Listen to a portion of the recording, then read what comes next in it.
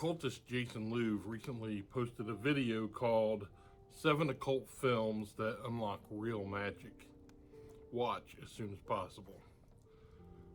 It's an interesting list, and I don't necessarily disagree with anything that he added. If you're not familiar with Louv, he's a instructor at Magick.me. He's a podcaster, and he wrote a really brilliant biography of Dr. John Dee called John Dee and the Empire of the Angels. So he does know what he's talking about. But I thought that in response to this list that he presented, that I would in turn list 13 of my own. Without further ado, these are the Occult Detectives' 13 occult films that unlock real magic.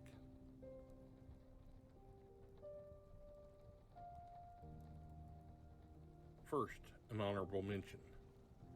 In the low-budget horror film Ghoulies, a young man inherits a dilapidated mansion from his deceased father, played by detectives Michael DeBar. While exploring the basement, he discovers a hidden room filled with occult texts and artifacts. Driven by a naive curiosity and influenced by the dark history of the house, young Jonathan begins to delve into the world of black magic, attempting to perform rituals described in the arcane books. These rituals, intended to grant power or summon entities, inadvertently unleash a horde of grotesque, imp-like creatures known as ghoulies from the depths of the earth. The film then follows the comedic and chaotic mayhem that ensues as Jonathan and his friends try to survive the mischievous and sometimes deadly ghoulies who were conjured through the careless application of forbidden ritual magic. Number 13. Haxan, Witchcraft Through the Ages, is a groundbreaking silent film that explores the history and perceived reality of witchcraft from the Middle Ages through the early 20th century.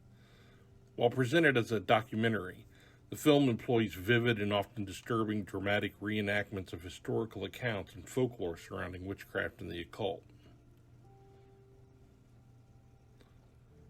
Number 12. The silent film The Magician, from 1926, inspired by Somerset Maugham's novel, centers on the malevolent Dr. Haddo, in turn inspired by Aleister Crowley, a charismatic but sinister occultist who arrives in Paris and immediately sets his sights on Christine, a young sculptor. Haddo, a practitioner of ritual magic, believes he can create life through the alchemical process and dark rituals, and it requires the blood of a pure virgin for his experiments. Number 11. Simon, King of the Witches. This is a psychedelic and often surreal film from 1971 that follows the titular character, Simon, a self-proclaimed witch who lives as a homeless outcast in a deserted section of a large city, surrounded by his collection of occult artifacts and a talking raven. Simon is deeply immersed in the study and practice of ritual magic, not for malevolent purposes, but with the goal of achieving a higher spiritual state and perhaps even influencing reality. Number 10. Necromancy from 1972 starred Orson Welles. It centers on a young couple, Laurie and Frank, who moved to a seemingly idyllic, isolated town called Little Salem, only to discover it is steeped in a dark history of witchcraft and controlled by a sinister coven led by the enigmatic Mr. DeMarco. Number 9. Hereditary. This is a chilling horror film that delves into the dark secrets of a seemingly ordinary family and the sinister forces that have been manipulating them for generations. The film reveals that the matriarch of the family, Ellen, was the leader of a cult dedicated to the demon Paimon, and that her family has been unknowingly groomed as potential hosts for this entity through a series of meticulously planned events and ritualistic manipulation. Number 8. VVitch, a New England folktale, from Robert Eggers, is a historical horror film set in the 17th century. depicting a Puritan family who were banished from their community and forced to settle on an isolated farm bordering a dark and foreboding forest. As their lives unravel due to a series of increasingly disturbing events, the film explores the family's escalating paranoia and their descent into fear and suspicion, fueled by their strict religious beliefs and the encroaching presence of dark supernatural forces.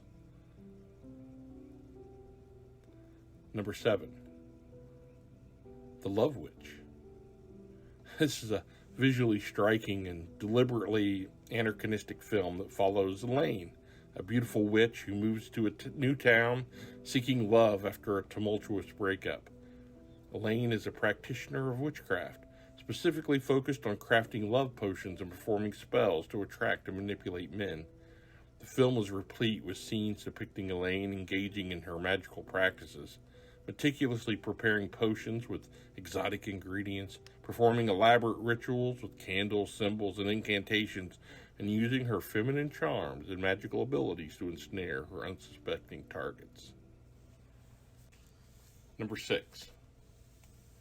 In the folk horror classic The Wicker Man from 1973, we have Police Sergeant Neil Howie, who travels to the isolated Scottish island of Summerisle to investigate the disappearance of a young girl. Howie, a devout Christian, is increasingly disturbed by the islanders' pagan beliefs and practices, which are deeply ingrained in their society and centered around fertility rituals to ensure a bountiful harvest.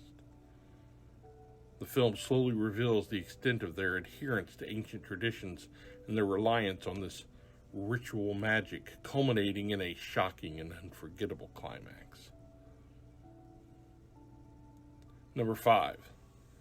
Gene Roddenberry's 1977 television film, Spectre, centers on two occult detectives, William Sebastian and Dr. Hamilton, who are called in by a wealthy and eccentric Englishwoman to investigate strange occurrences at her estate.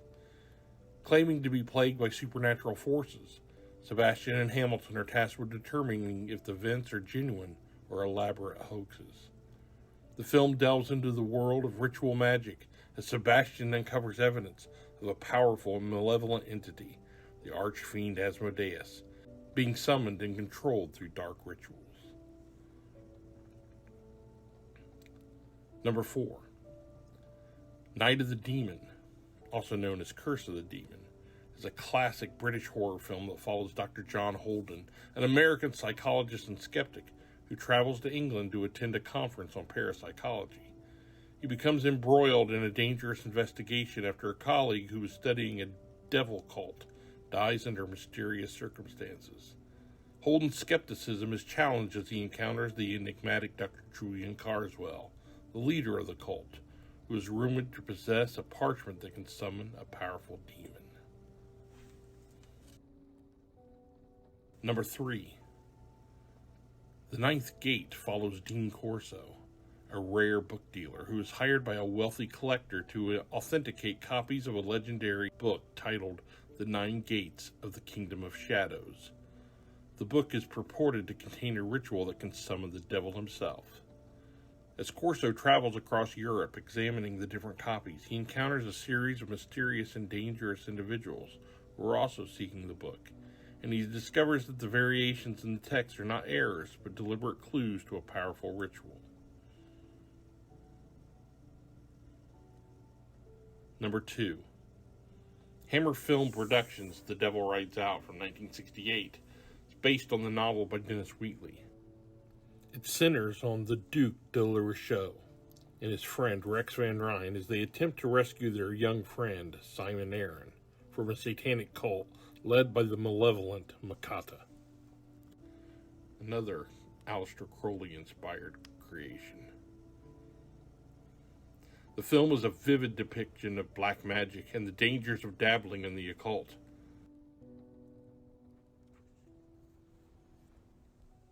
And now, number 1. A Dark Song is a grim and intense independent horror film that focuses on a grieving woman, Sophia, who hires an occultist, Joseph Solomon, to help her perform a dangerous and lengthy ritual to contact her deceased son. Based on the sacred magic of Abramelin the Mage, The film is a detailed exploration of the practical and psychological demands of performing this significant ritual of ceremonial magic. The ritual magic in A Dark Song is not presented as a quick fix, but as a rigorous, demanding, and potentially perilous process requiring immense dedication, adherence to strict rules, and prolonged isolation. And there you have it. My 13 films of the occult that really capture the essence and reality of magic and inspire you towards magic of your own.